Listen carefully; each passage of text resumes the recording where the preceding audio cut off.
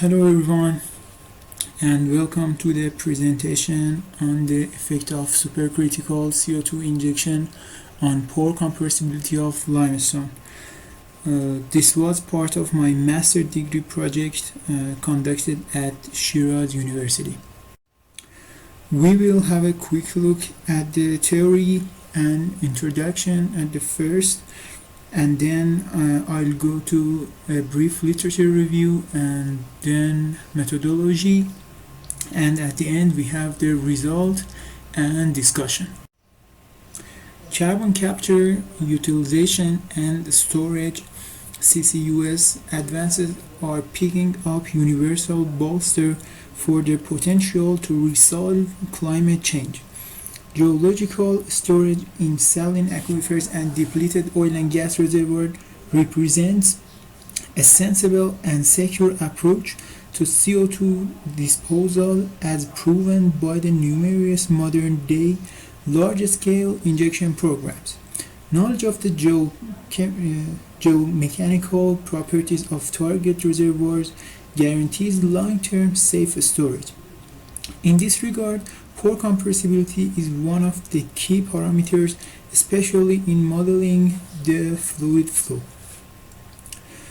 When CO2 contacts brine, a part of the CO2 dissolves in the brine as CO2, which is known as a solution trapping. However, CO2 injection into carbonate reservoir has an extraordinary heterogeneous nature due to the presence of particularly reactive minerals such as calcite and dolomite in the rock matrix.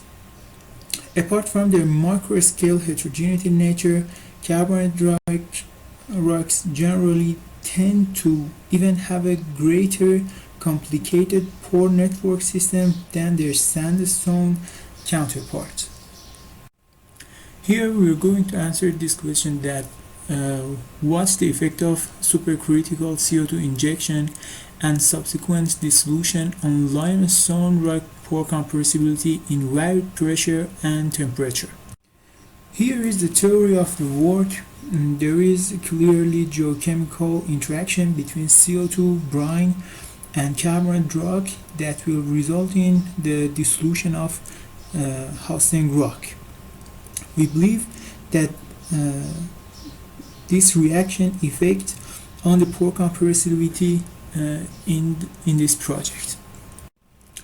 As you know, rock compressibility is divided into three major types: matrix, bulk, and the pore. And what we are searching for is pore compressibility.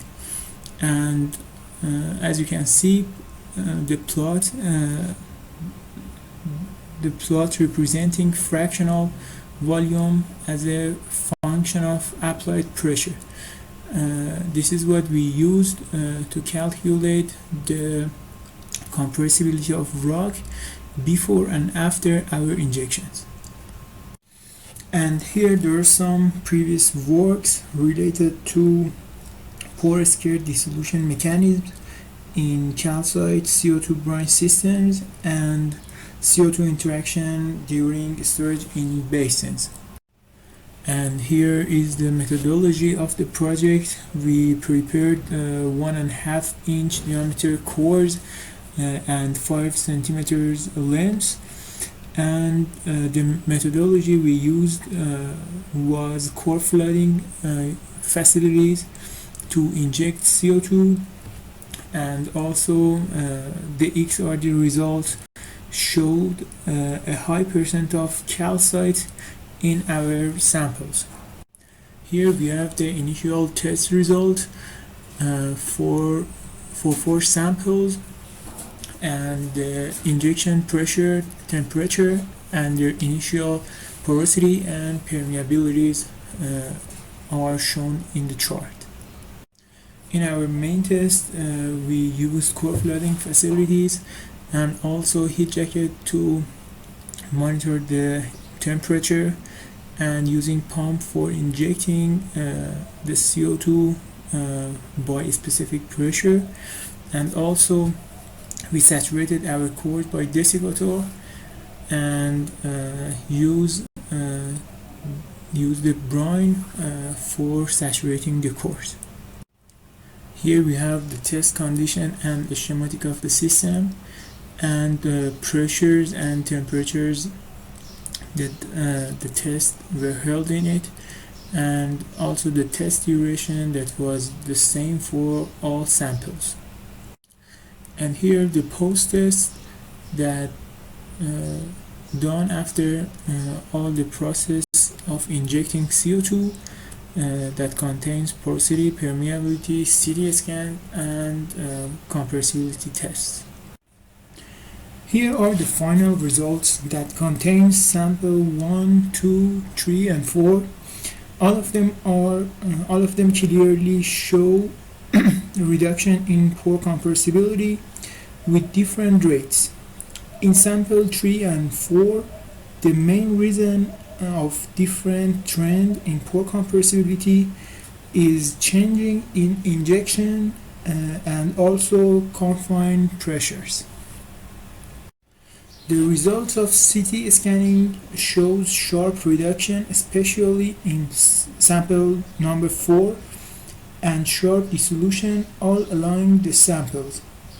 And also there are differences in inlets and outlets of each sample based on CT numbers. And here there is a brief summary of the data after injection.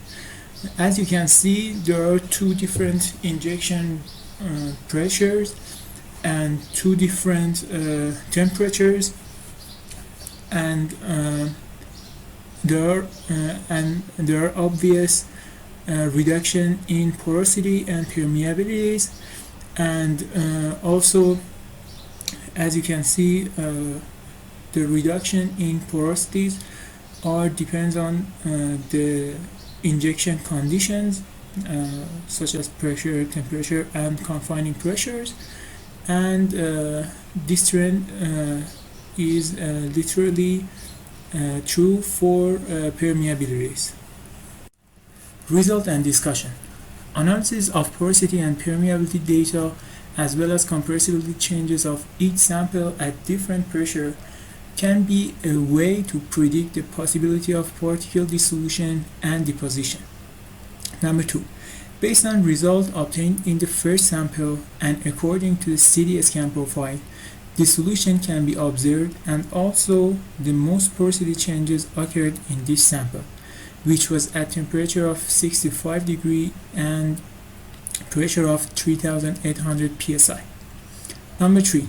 In the second sample, we had moderate dissolution from CT scan report.